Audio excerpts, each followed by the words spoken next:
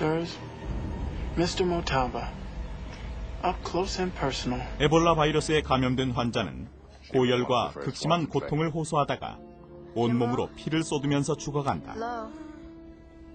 Jimbo, were you in contact with any animals? 에볼라 바이러스는 치사율이 70% 이상으로 역사상 가장 치명적인 바이러스로 기록되고 있다.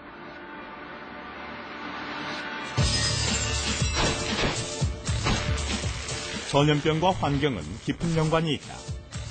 산업화에 따른 생태계 파괴와 화석연료의 과도한 사용은 지구온난화를 가속화시키고 이는 전염병의 확산과도 연결된다.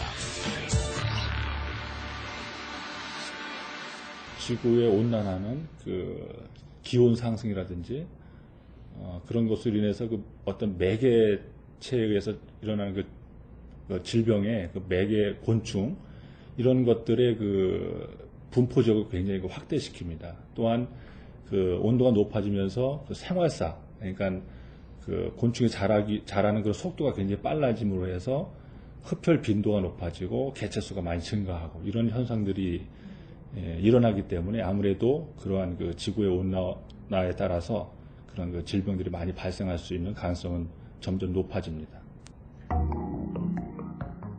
모기는 전염병을 옮기는 대표적인 해충 중 하나다.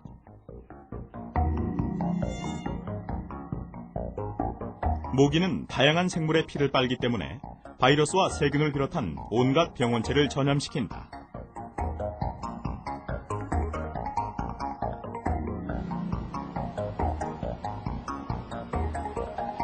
온난화로 기온이 올라가면 모기의 숫자와 활동 기간도 늘어난다.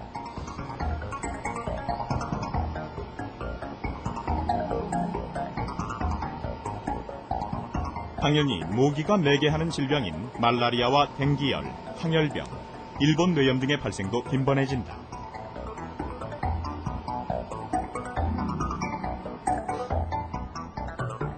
특히 우리나라의 경우 더 많은 지역에서 일본 뇌염이 발생할 가능성이 높아진다. 일본 뇌염을 매개하는 작은 빨간집 모기의 서식 분포가 넓어지고 있고 또 발생 비율도 점차로 높아지고 있는 그런 경향을 보이고 있습니다. 또한 일본 뇌염 주의보 발령 기준이 이 작은 빨간집 모기가 출현하는 그런 시점을 저희들이 이제 기준을 가지고 하고 있는데 그러한 시기가 점차로 빨라지고 있다는 것이죠. 그래서 이런 전반적인 특성을 고려해 볼 때 이 작은 빨간집 모기에 의해서 일어나고 있는 일본 뇌염 같은 경우 이제 훨씬 더 위험한 그러한 환경이 조성됐다고 할 수가 있습니다.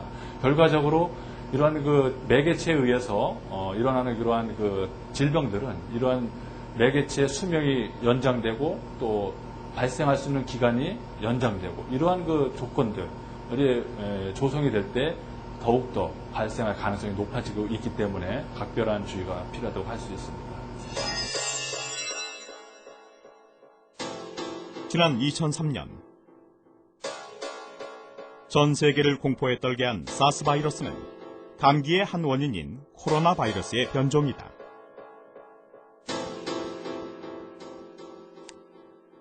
이 사스 코로나 바이러스도 신종 병원체죠. 물론 그걸 조사를 해봤더니 이제 중국 남부 광동성의 사양 고양이가 바이러스를 보유하고 있었고, 그걸 더 역추적해 보니까 밀림에 있었던 바악쥐에서 또 바이러스가 나와서 바악쥐에서 사양 고양이로 오고, 사양 고양이를 식용으로 사용하기 위해서 이제 도살을 하던 식당 종업원이 걸리고, 그 걸린 환자를 보던 의사가 걸리고, 의사가 이제 홍콩에 와서 이게 퍼트린 이런 것들이 역추적으로 밝혀졌다시피 이런 사례들은 많습니다.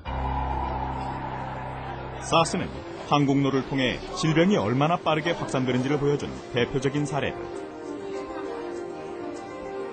홍콩에서 처음 사스가 발병한 지 며칠 만에 캐나다와 베트남에서 감염자가 나왔고 곧이어 유럽에도 상륙했다. 그리고 8개월 동안 전 세계 30개국에서 약 8천여 명이 사스에 감염됐고 그중 774명이 사망했다. 현대의 첨단 교통수단 덕분에 전염병은 어느 때보다 신속하게 전 세계 곳곳으로 퍼져나갈 수 있게 된 것이다.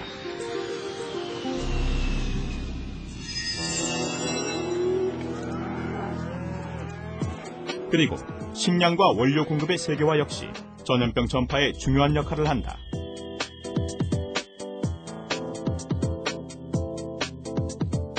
특히 햄버거나 피자 같은 전 지구적인 음식은 신속하고도 효율적으로 각종 전염병을 퍼뜨리는데 O157균도 그중 하나다. 최근에 O157 대장균이 검출돼 대규모 리콜 사태를 빚은 미국 네브라스카 비프사의 쇠고기 수출 작업장을 우리 정부가 현지 점검합니다. O157균은 미국 내 쇠고기 리콜의 주범이기도 하다. 1982년에 미국에서 처음 발견됐는데 햄버거를 먹고 집단으로 심한 혈변이 발생한 사건으로 알려졌다.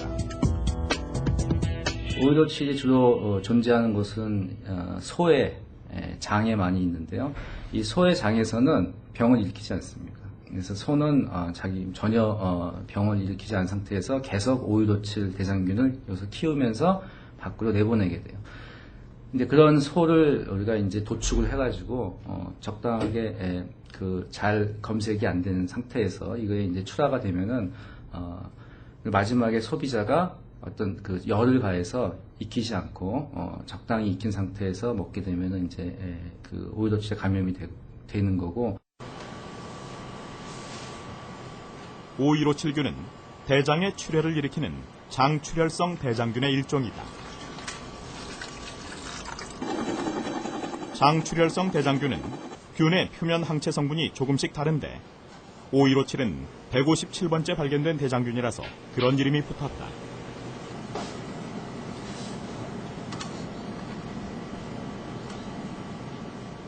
전염성이 강한 O157이 인체에 침입하면 독성 물질을 분비해서 점막세포를 파괴해 복통과 설사, 혈변을 유발한다.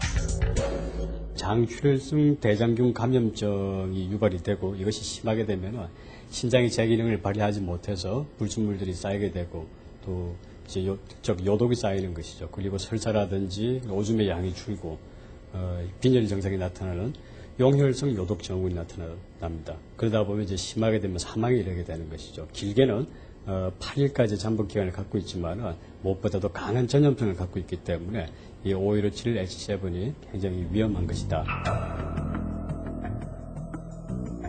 미국에선 매년 수만 명의 O157 대장균 감염 환자가 발생하고 있는데 면역력이 약한 어린이나 노약자들은 큰 문제가 될 수 있다.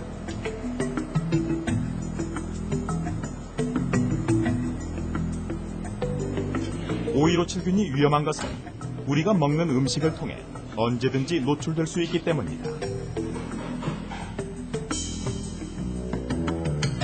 다진 고기, 햄버거 패리라는데 이제 균이